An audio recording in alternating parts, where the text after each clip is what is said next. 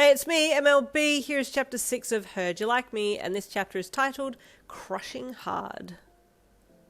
Deciding to just let him stew on it, you gestured to Momo, past him, and made a comment. Okay, Queen, do your thing, you said, opening your palm out to all the furniture that lay beyond. Oh, there's so many items here, she gushed, pulling on your arm to take you over to the section that housed all the tall boy chests of drawers. What did you have in mind for me? You asked her. I'll place all of my confidence in your ability to pick well, so you choose, you said. Oh my, she gushed. Oh, I love shopping and choosing things, especially for other people. I love to help others get their clothes together or room decorated. Yeah, I know, babe. That's why I've let you take the wheel on this one, you thought.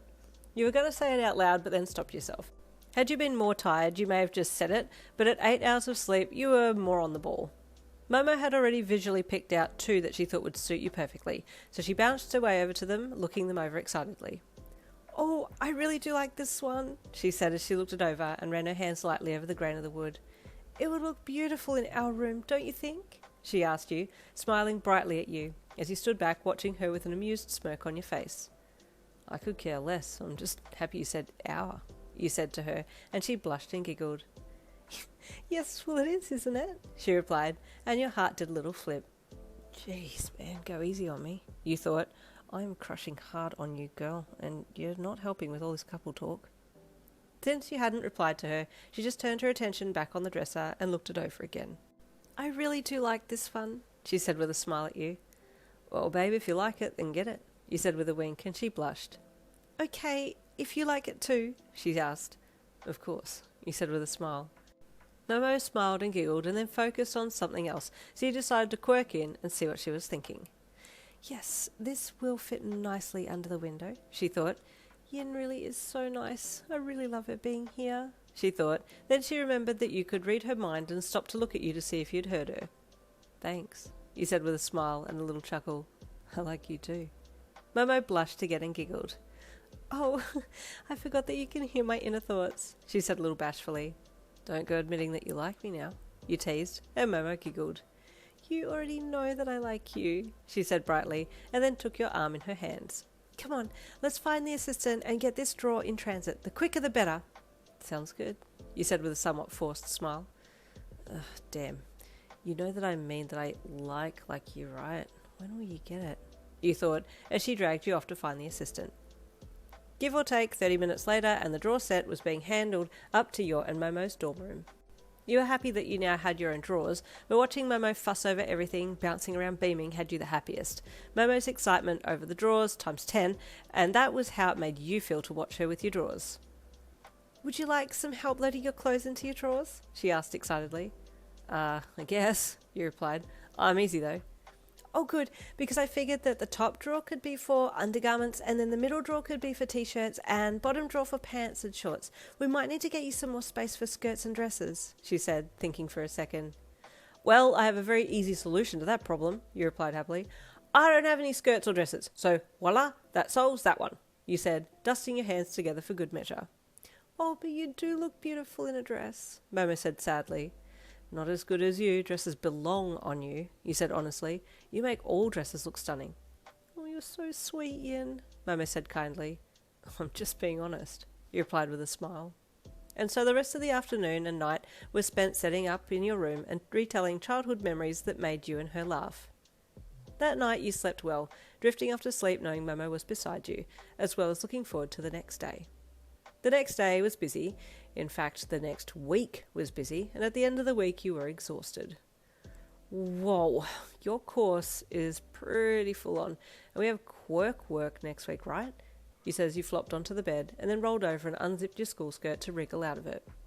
Can't wait to be in my hero costume, you said to her, kicking your school skirt onto the floor, and then starting to unbutton your shirt. Momo started to undo the buttons on her shirt as well, and you paused for a second, feeling like the two of you getting undressed at the same time was a little too much for your overactive mind. Yes, it'll be fun, she said, as she finished unbuttoning her shirt and slid it off her arms and then hung it up. Can't wait to see you in costume, you said, as you took a good side glance at her and then looked away. You've seen it before, she said with a giggle. Yeah, I know, you sent a pic of it to me, you replied. And it's in my favourites collection, you thought, as you hesitantly finished taking off your shirt and chucking it on the ground, then rolling off the bed and reaching into your already open drawers for an oversized shirt. You grabbed one out and chucked it on, just as Momo took her skirt off, standing there in just her underwear. "Oh, this is criminal," you screamed internally, quickly looking away. "I like your hero costume," Momo then said. "It reminds me of Jirou's." "Oh, earjack girl?" you asked. "She's pretty chill, hey?" "Yes, I like her a lot," Momo said, and a sudden sting of jealousy hit you. "Calm down, she doesn't mean it like that," you told yourself, but still, hearing Momo talk about anyone highly always had you on the back foot. Call it possessive, but you wanted her to be looking at you, and you only. Was that too much to ask? You got back up on the bed and crawled over to the other side, where you had thrown your bag, and reached into it to get your phone out, and then lay back on the bed. "It's hot today, right?" Momo asked as she fanned herself. "Would you mind if I just removed my bra and remained in my underwear?" "What?" you asked, your head snapping towards her as you lay on your back on the bed. "Oh, excuse me, I don't mean to be immodest. The female body is rather exquisite and beautiful, and I feel like it shouldn't be hidden," she explained. "In fact, I've petitioned that women heroes shouldn't have any restrictions on their hero costumes when it comes to showing skin. Some quirks require skin to be exposed," she said. You blinked at her. "Bestie, I honestly don't care. It's just that I'm in love with you, and have you damn near naked in front of me is going to make things a little difficult for me, but this is your room, so," you thought. Go right ahead. I don't think you're being immodest.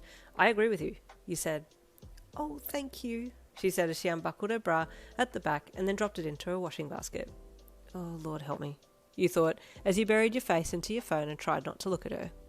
Thankfully, she decided to lie on the bed on her front, so that saved you every time you looked up at her to speak, but by the time dinner time came around, you were kind of looking forward to her being clothed again.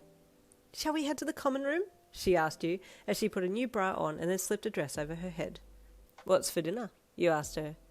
"Oh, I have plenty of food in my pantry. You can pick what you like," she said brightly. "Thanks, babe," you said as you walked over to her. "Let's go?" "Oh, let's," she said happily, as she took your arm and wrapped it in hers, and you both walked to the door and then left for dinner.